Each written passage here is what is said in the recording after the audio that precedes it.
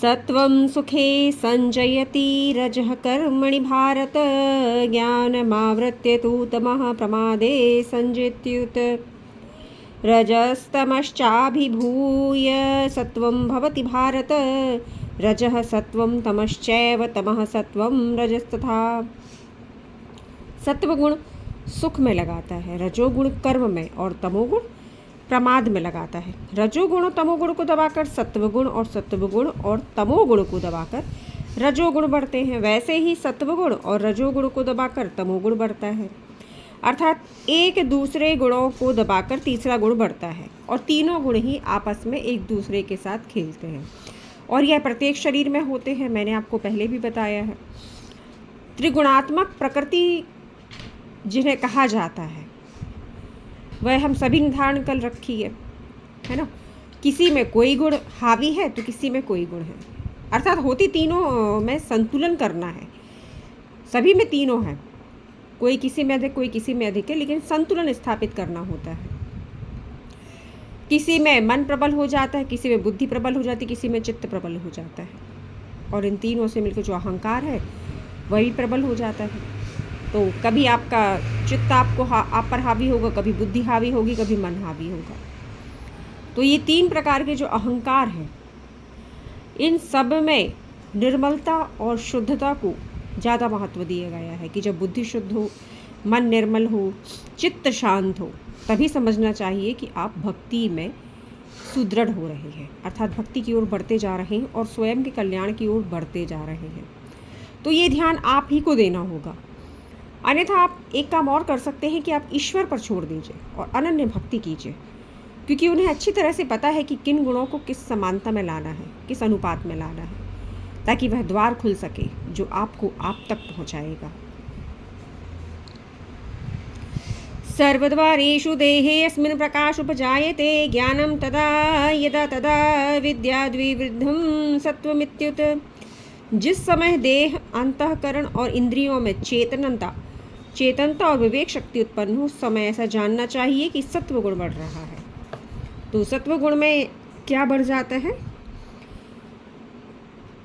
अंतःकरण, इंद्रियों में चेतना, अर्थात आपको ज्ञान जल्दी होने लगता है। हर चीज़ का स्पर्श, जो भी ज्ञान इंद्रियां हैं आपकी, उन सब के बारे में आपको शीघ्र पता चलने लगेगा। कोई भी बात हो रही हो, चेतना का अर्थ होता है जागृत रहना। तो जागरूकता आएगी आप में अधिक से अधिक, विवेक शक्ति जागृत होगी, निर्णय लेने की क्षमता बढ़ जाएगी। यह सत्व गुण कहलाता है। इसका भी अहंकार होता है। लेकिन लोभ प्रवृत्तिरारंभ कर्मणा शमः स्पृहा रजस्येतानि जायन्ते विवृद्धे भरतर्षभ। रजोगुण के बढ़ने पर लोभ की प्रवृत्ति, स्वार्थ बुद्धि से कर्मों में सकाम भाव, अशांति, विषय भोगों की लालसा उत्पन्न होती है। और जब रजोगुण बढ़ता है तो आप पर लोभ की प्रवृत्ति हावी हो जाएगी। जो आपने प्राप्त किया है उससे अधिक प्राप्त करने की कामना जागृत हो जाएगी। स्वार्थ बुद्धि से कर्मों में सकाम भाव, स्वयं के स्वार्थ के बारे में ज़्यादा सोचेंगे, स्वयं के सुख के बारे में सोचेंगे। और सकाम भाव का अर्थ होता है कोई भी कार्य करेंगे उसके फल की प्राप्ति की इच्छा आपकी अवश्य होगी। अब वह कर्म कैसा भी हो सकता है। अशांति, मन बुद्धि चित्त सब कुछ अशांत होगा, शांति नहीं होगी, क्योंकि शांति तो परम पवित्र परमात्मा में ही है। विषय भोगों की लालसा उत्पन्न होती है, अर्थात यह सुख चाहिए, वह सुख चाहिए, विषयों में ही अनुराग होगा। अधिक से अधिक जो अनुराग है वह विषयों में होगा। विषय लोलुपता जिसको कहते हैं वह बढ़ जाती है। अप्रकाशो अप्रवृत्तिश्च प्रमादो मोह एव च तमस्येतानि जायन्ते विवृद्धे कुरु नंदन। तमोगुण के बढ़ने पर अंतःकरण और इंद्रियों में मलिनता, कर्तव्य कर्मों में अप्रवृत्ति, प्रमाद, निद्रा और मोहिनी वृत्तियां उत्पन्न होती हैं। अब ये तामसिक गुण के बारे में बताया गया है कि जब तमस बढ़ता है तो प्रकाश नहीं होता, अप्रकाशो प्रवृत्तिश्च, अर्थात अंधकार ही अंधकार भीतर नजर आता है, जिससे निद्रा अधिक आती है।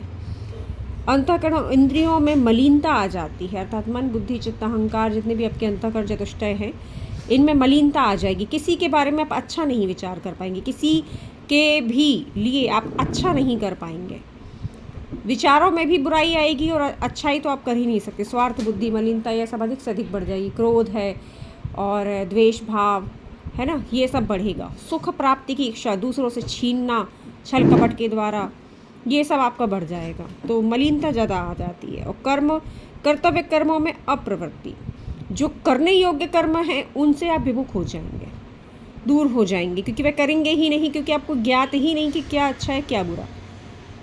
और प्रमाद, आलस्य, निद्रा, ये सब मोहिनी वृत्तियाँ, मोहिनी अर्थात मोहित करने वाली वृत्तियाँ हावी हो जाती हैं। यदा सत्वे प्रवृद्धे तु प्रलयं याति देहभृत तद्दोत्तम विदां लोकान् मलान् प्रतिपद्यते। जब मनुष्य सत्व गुण की वृद्धि में मृत्यु को प्राप्त होता है तब तो उत्तम कर्म करने वालों के निर्मल दिव्य स्वर्ग आदि लोकों की प्राप्ति होती है। अब जब जिस व्यक्ति सत्व गुण में स्थित है, जैसे कोई व्यक्ति, अब उसकी मृत्यु हो गई तो दिव्य लोकों को जाएगा। क्यों? क्योंकि निर्मल दिव्य लोकों को इसलिए प्राप्त हो रहा है क्योंकि उसने उत्तम कर्म किए हैं, उसके अनुसार उसके जो पुण्य बने हैं उसके अनुसार वह दिव्य लोकों के भोगों को भोग कर वापस पृथ्वी पे आएगा। और फिर वही जब पुण्य समाप्त हो जाते हैं तो ज़ीरो से स्टार्ट करते हैं, वही स्टार्ट फिर से हो जाता है। लेकिन मित्रों, भजन करने वाला जो ईश्वर का भक्त होता है उसका जो साधना है वह कभी नष्ट नहीं होती, ये हमेशा याद रखिए। इसके बारे में मैं आपको बताऊं कि आप कितने भी जन्म क्यों ना ले लें, अगर आपने साधना रूपी बीज अपने अंदर बो दिया है अपनी प्रकृति में, तो दर जन्म साधना करते करते आप इस प्रकार अवस्था को प्राप्त हो जाएंगे कि एक न एक दिन आपको आत्म साक्षात्कार और ईश्वर की अनुभूति और ईश्वर के दर्शन अवश्य होंगे आपके भीतर, क्योंकि वह जागृत हो जाता है वह तत्व। और वह भक्ति से ही, कहते हैं ना, भक्ति में ही शक्ति है, निश्चित भक्ति में ही शक्ति है।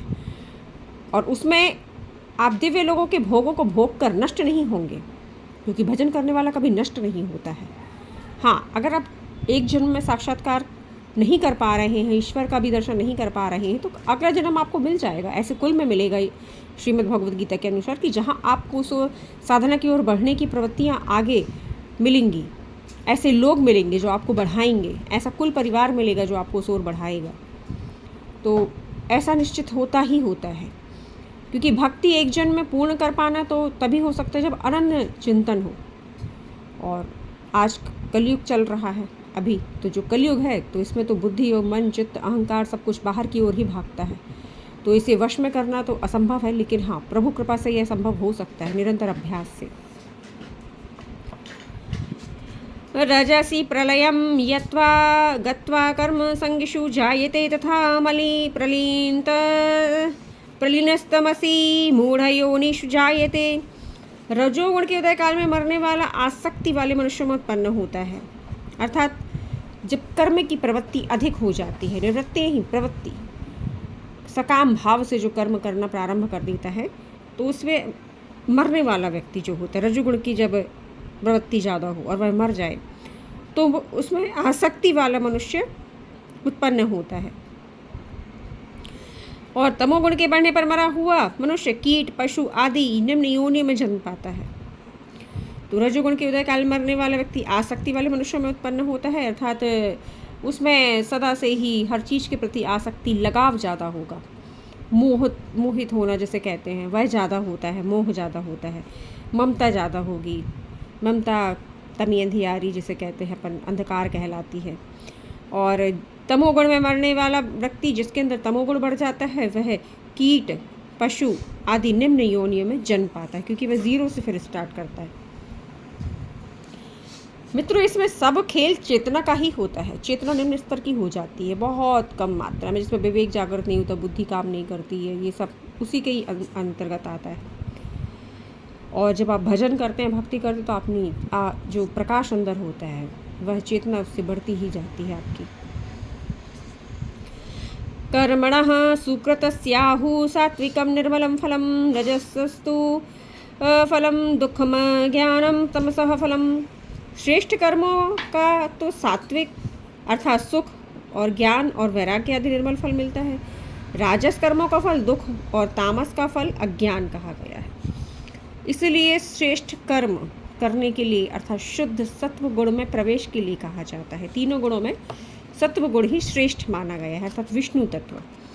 तो इसमें कैसे श्रेष्ठ है कि आप जो सात्विक कर्म करते हैं, सुख ज्ञान और वैराग्य है ना, इन सब का निर्मल फल प्राप्त होता है। और राजस कर्म का फल दुख है, अर्थात हमेशा कोई भी कर्म करेंगे आपको संतुष्टि कभी नहीं मिलने वाली है, क्योंकि वो प्रवृत्ति की ओर ले जाता है, निवृत्ति की ओर नहीं ले जाता। और तामस कर्म का फल अज्ञान कहा गया है। अज्ञानता वश ही सभी कर्म करेंगे आप, जो भी करेंगे स्वार्थ प्रवृत्ति से करेंगे, तो बदले में तो दुख ही प्राप्त होगा, क्लेश प्राप्त होगा।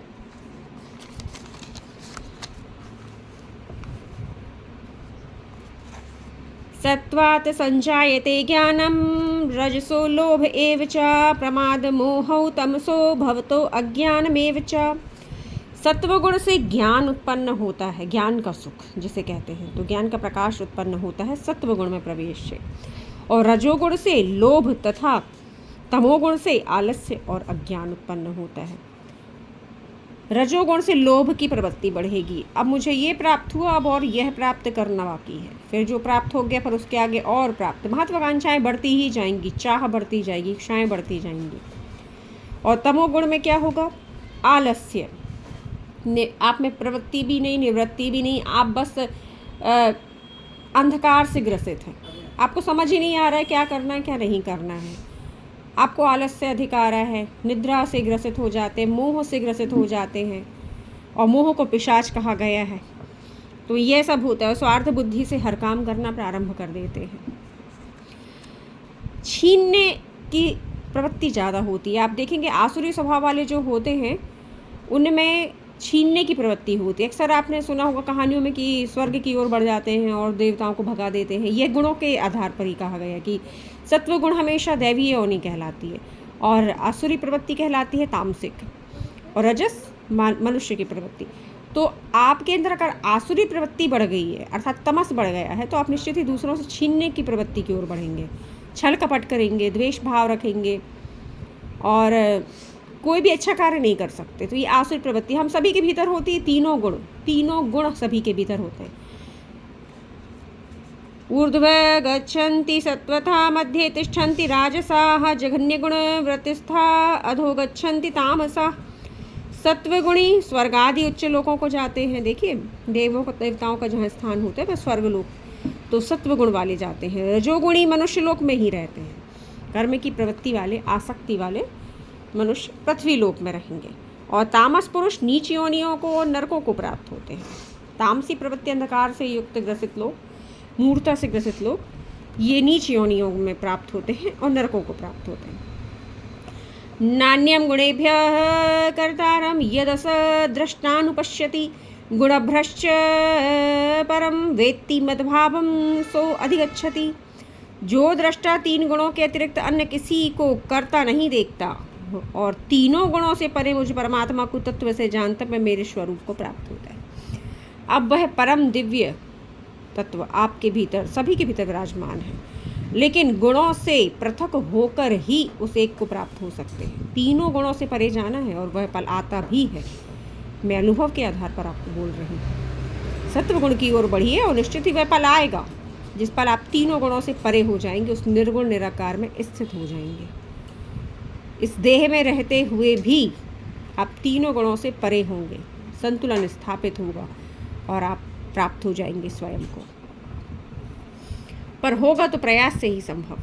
भक्ति सहज और सरल कीजिए और परम विश्वास करिए परमात्मा पर, तो परमात्मा को जब तत्व से जान जाएंगे वह उनके स्वरूप की प्राप्ति कर लेता है। गुणोनेतानैत्य देहि देहं समुद्भवान्, जन्म मृत्यु जरा दुः खैर विमुक्तो अमृतम श्रुते। ऐसा व्यक्ति उत्पत्ति के कारण रूप इन तीनों गुणों को पार करके जन्म मृत्यु वृद्धावस्था सब दुखों से मुक्त होकर परमानंद को प्राप्त होता है। तीनों गुणों को पार करना अर्थात जो प्रकृति के गुण जो आपको दुख रूप भासते हैं, सुख रूप भासते हैं, कभी दुख कभी सुख कभी समान, तो ये सबसे परे हो जाते हैं हम। अब जब आप प्रकृति के गुणों से परे हो गए तो यह जो जन्म है किसका हो रहा है? मृत्यु किसकी हो रही है, वृद्धावस्था किसको आ रही है, इन सब दुखों से मुक्त होगा। अर्थात शरीर ही जन्मेगा, शरीर ही मरेगा और शरीर ही वृद्धावस्था को प्राप्त होगा। जो भी परिवर्तन होगा वह आप में नहीं होगा, क्योंकि आपने अपने आप को पृथक कर लिया। आपके परमात्मा ने आपको दूर कर दिया है प्रकृति से। यद्यपि आप प्रकृति में ही स्थित हैं, परमात्मा भी प्रकृति में है, लेकिन स्वयं को दूर करके रखा हुआ है। लिप्त नहीं हैं आप, निर्लिप्त हो चुके हैं अब। तो जब भी मृत्यु आएगी तो आप व्याकुलता को प्राप्त नहीं होंगे। आपके अंदर चेतना जागृत होगी उस वक्त कि ये देह छूट रही है, यह तो छूटना ही थी। जन्म लिया है अगर, अर्थात इस शरीर को अगर धारण किया है तो शरीर को एक समय की, क्योंकि ये अवधि में बंधा हुआ है, समय काल में बंधा हुआ है, तो यह तो छूटेगा ही छूटेगा। तो यह जो वृद्धावस्था आ रही है, यह जो रोग हो रहे हैं, जो व्याधियां आ रही हैं देह पर, ये किस पर आ रही हैं, मुझ पर नहीं आ रही हैं। वह दूरी आपकी मानसिक रूप से बन ही जाएगी, क्योंकि ज्ञान प्रबल हो जाएगा आपका। और जब तक ज्ञान प्रबल नहीं होगा तब तक आप यही कहेंगे कि मेरी उम्र इतनी हो चुकी है, अब मैं बूढ़ा हो चुका हूँ या बूढ़ी हो चुकी हूँ, मृत्यु आ रही है, मुझे दुख हो गया है, मुझे बीमारी हो गई है। लेकिन जो परमात्मा को प्राप्त व्यक्ति होता है वह जीते हुए भी पृथक कर लेता है प्रकृति से स्वयं को, क्योंकि जो मिला है वह छूटना है। छोड़ने का अभ्यास आरंभ कर दीजिए, निश्चित ही अंत में दुख को प्राप्ति नहीं होगी। और जो कहा जाता है कि प्रवृत्ति से निवृत्ति की ओर बढ़ना है, यह सुख की प्राप्ति के लक्षण कहलाते हैं। अगर आप प्रवृत्त रहेंगे किसी चीज़ में तो दुख को प्राप्त होंगे, निवृत्त होंगे, आसक्ति नहीं होगी, तो निश्चित ही आप उस एक परमात्मा में स्थित होने वाले, तो दुख किस चीज़ का है फिर।